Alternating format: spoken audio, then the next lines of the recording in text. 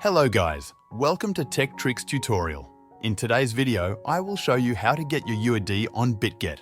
First, open the Bitget app or visit the Bitget website and log into your account. Once you're logged in, you'll be on the home page or dashboard. Now, look at the top left corner of the screen. You'll see a box of dots. Go ahead and click on that icon. This will take you to the account settings or profile page. Here, you'll see various details about your account. Look for a section labeled UID or User ID. This is your unique identification number on Bitget.